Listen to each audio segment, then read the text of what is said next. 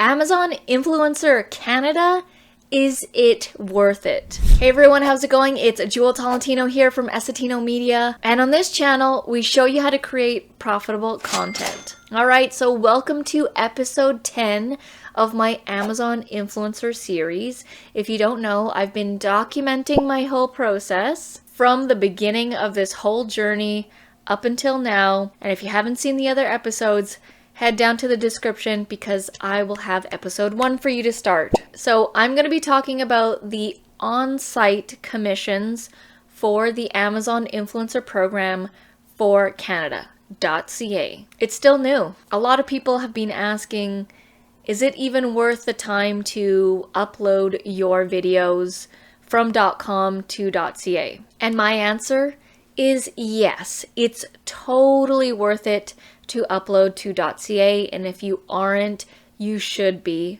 immediately. So far for Amazon.ca on-site commissions, I have made $590. The amazing thing is the clicks are so low. Like, I'm getting less than 20 clicks per day on .ca because it's still so new, but I'm still making really good commissions. And I started posting just in February. As I'm filming this, it's the beginning of April. So basically, it's just been February and March, and I've already done $590. Now, here are some things to note about Amazon.ca versus Amazon.com, and they are different in so many ways. In terms of the actual program, it's the same. You do the same thing, you film videos, and you can actually take your videos from .com and re-upload them to .ca. That's literally what I've just been doing. So that part is the same. The back-end dashboard's a little bit different. I never know why they do this, why they make it different. I don't understand why they needed to make the .ca dashboard slightly different than the .com. With some tweaking around, it's easy to figure out, but basically it's the same thing. You upload the videos, tag the product,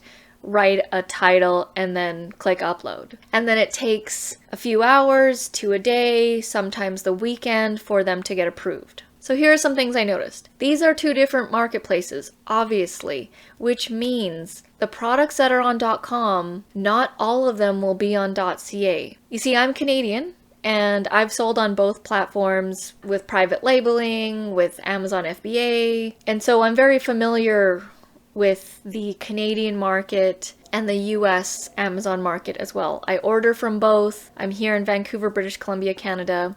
And one thing you'll note is there's a lot less products compared to the US market. And so a lot of people who launch their product in Amazon.com, they might not have launched it over in .ca. It's not the exact same product catalog. So for us Canadians, that's going to be a bonus because there's going to be stuff on Amazon.ca that I purchase that don't sell on .com. Quick example, yoga mat here. There's a specific purple yoga mat that I have that I purchased in Canada.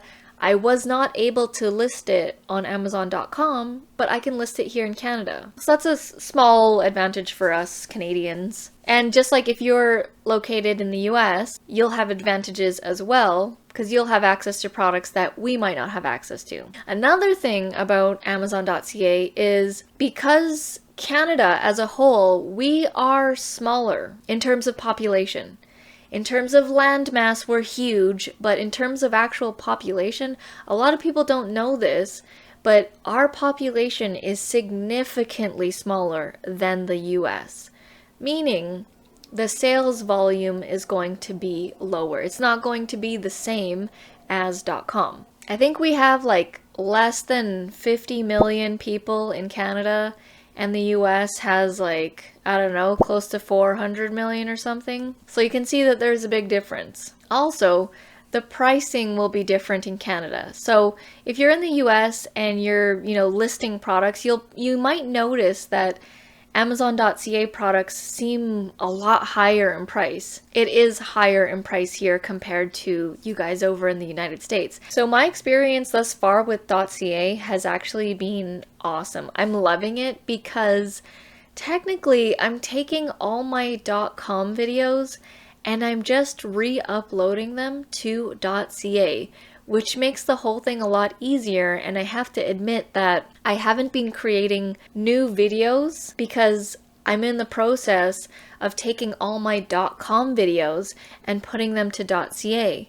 And here's something that's really interesting. On some days for .ca, I'm earning more commissions on .ca than on .com. So I think the .ca is a great opportunity right now because it's not saturated yet.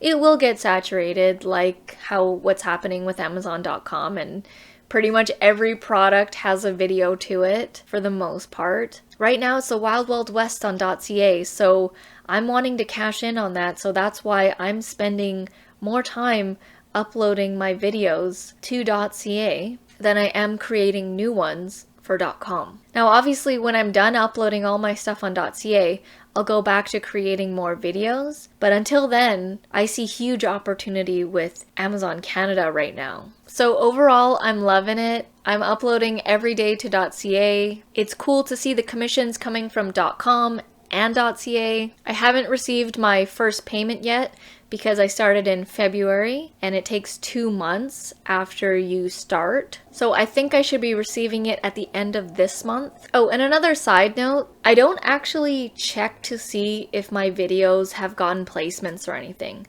I know that some people like to check that kind of stuff and they like to check every single product to see if they got placement. I don't check it because I don't have control over that. Amazon decides whether your video is going to get placed or not and whether they take it out and whether they bring it back in. So I don't really like to worry about that. What I do pay attention to is uploading videos to the platform. That I can control. And as long as commissions are coming in, I'm happy. And my highest day commission so far was $73 on Amazon.ca with only 18 clicks. That's amazing. So what's going on with you guys? Are you uploading to .ca? What are your numbers like? Let me know in the comment section below. And if you are interested on how I got started with Amazon Influencer, what it is and how you can earn money like this, head down to the description below. I do have a course called The Profitable Reviewer. It basically shows how I got started, how I'm filming my videos, how to stay organized. Let me tell you, staying organized was key with Amazon.ca. If you don't keep a copy of your videos, if you don't have things organized and have your links and stuff, it's gonna make it really annoying to try and transfer everything over. But because I have a whole streamlined system that I do outline in the course, it makes it so much easier. Again, the link for that course will be down in the description below. Thank you guys so much for watching episode 10, and I'll see you in episode 11.